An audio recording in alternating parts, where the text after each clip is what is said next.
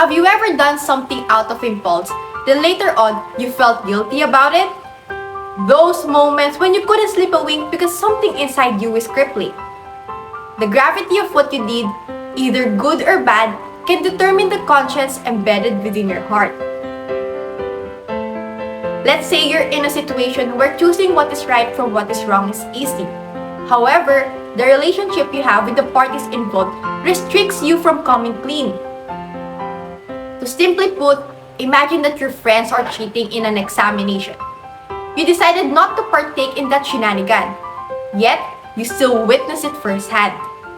It is a matter of whether telling the truth but making them your enemies, or keeping your mouth shut but your conscience will bug you every night. It is really hard, right?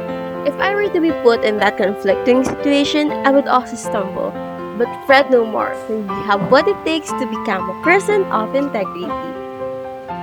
How so? By forming our beliefs and using it as a way to enlighten ourselves. In the biblical sense, conscience serves as a witness to what we already know. Do you believe in conscience? Nearly every human culture has some variation on the idea of conscience. But for Christians, it has a special and specific meaning.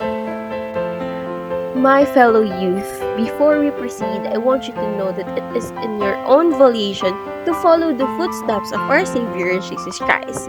He knows what is best for us, and if you want to untangle those mishaps in your life, then this video is for you. So hop in as we row the boat and overcome the waves of life through conscience. Miss Morillo and I will give you 3 general themes about conscience, which helps us change our perspective, and I hope that towards the end of the video, you will get something out of it. The first one is conscience is an internal rational capacity that bears witness to our value system. Medyo magulo, di ba? Let me give you a brief understanding.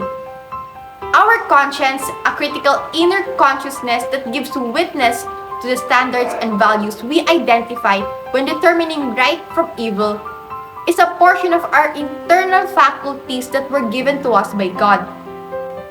We get joy or a sense of relief when we act in accordance with our conscience principle. But when we go against the moral principles of our conscience, it causes suffering or guilt. It is a built-in warning system that alerts us when we have done something wrong. Sounds convincing, di ba? Kasi our conscience will redirect and enlighten us sa kung ano ang dapat. It is an innate value na ipinagkaloob sa atin ni God para magkaroon ng balance ang buhay natin. Tama ka riyan, EOWYN. Pero paano nga ba tayo nito matutulungan? Well, dyan papasok ang second theme natin for today's video. It was believed that conscience is a trustworthy guide only when it is formed and ruled by God. Bakit nga ba nagiging makasalanan ng isang tao? Ano nga ba ang pinagmulan nito?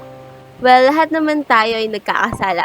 Pero ang konsensya natin, magiging katiwa-tiwala kapag ito ay naka-align kay God. Ano raw? Sin is not just doing anything that goes against our moral principles. It is also doing our own will instead of God's. Therefore, our conscience is only reliable if it does not cause us to choose our will above God's will. Si God ang nagbibigay sa atin ng buhay, karapatan, kalayaan, at dignidad, kaya dapat lang sumunod tayo sa yapak niya kasi He is omnipotent. If you want to lead a good life, start with aligning your conscience and believing that everything will fall in accordance with what is right when we follow Him. This is why conscience is important. It is a lever that will connect us more to God. Think about the scenario when I visited a neighbor and discovered a wallet on the floor.